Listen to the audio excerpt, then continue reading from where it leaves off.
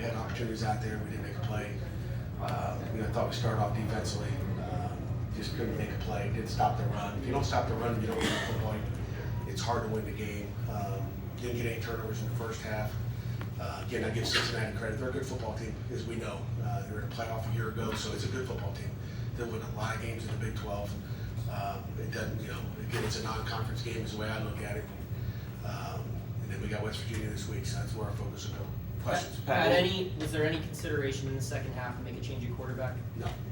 Pat, what did you see from Phil and the struggles that he had to see to get in rhythm?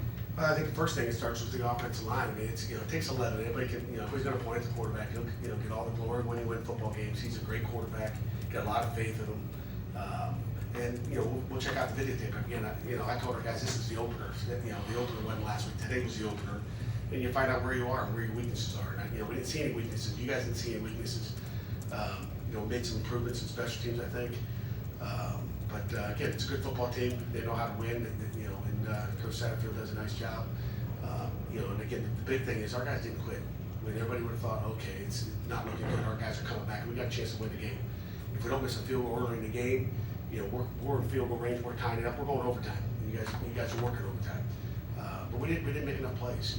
But there was too much pressure. I mean, Phil got sacked 5 times. That can't happen. When's the last time we won a game with 5 sacks on a quarterback? So we got to shore up the protection.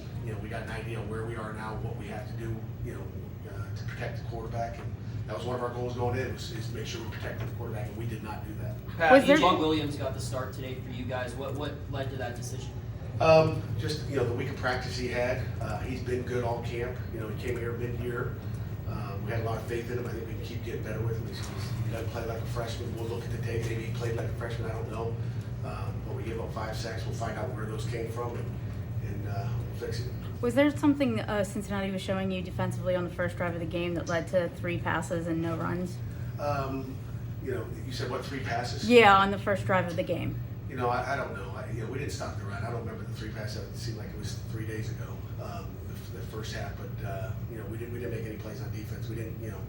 There was times where safeties were getting cracked or the corners got replaced. We'll look at the tape. There'll be a lot to look at. I'll have a little bit more answers for you on Monday. Pat, Bub was targeted 11 times and didn't have a catch.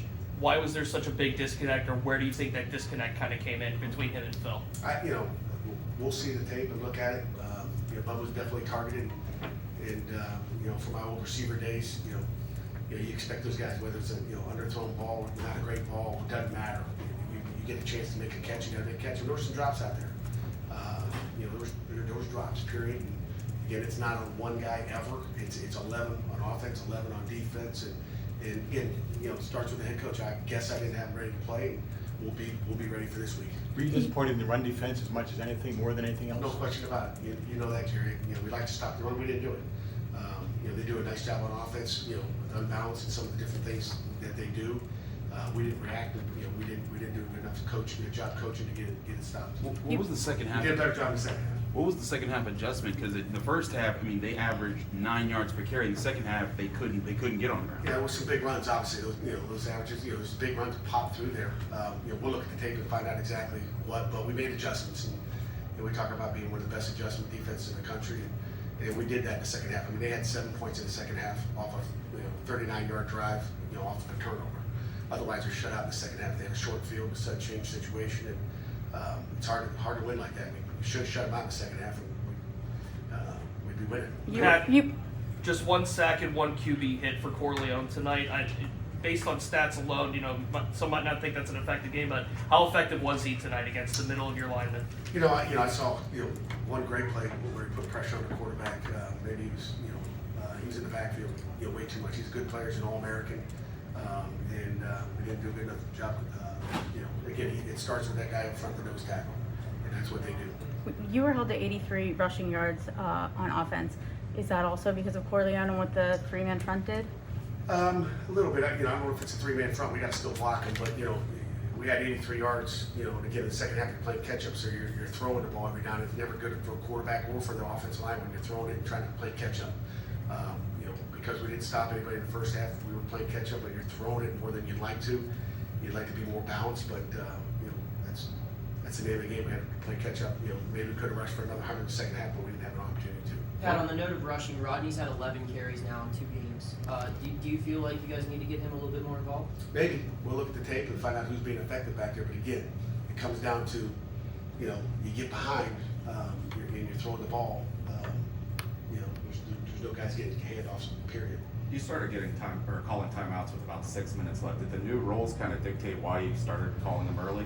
No, I mean, we used two of them, you know, to stop the clock, and we should get the ball back, and, you know, I think that was, you know, really, really good decisions. You know, we talked about it on the headphones, and you know, that's what you need. I mean, you just don't want to have the clock drained where you have nothing. So, you know, you have to use the clock. It had nothing to do with the new rules and the clock stop. Nothing at all. There were some key money downs in this, throughout the game where Emory Jones was able to go to the perimeter and use outside routes. There was a couple times you guys defended it, but a few other times they didn't. What do you guys have to do to be better in those situations? We got to cover them. You know, we look at the defenses, but you know what coverage we're in, what blitz we're in, whatever it was. But we got to do a better job. Period. Anything final before we get to our player I have a representatives? question. With WVU next week, what are you gonna work on to make sure about beating? Everything. We have a lot to work on. And like I told the guys afterwards, last week there was no weaknesses. You're like, oh, we look like, you know, maybe they thought they were too good. Maybe they thought they were just going to show up today. But now you find out where your weaknesses are. And coaches know on both sides of the ball. We'll play, you know, get a few guys on offense and defense, and we'll find out who can make plays. Anything else? Sure. All right, guys. Have a good weekend. Thank you. Thanks. Thanks, Pat.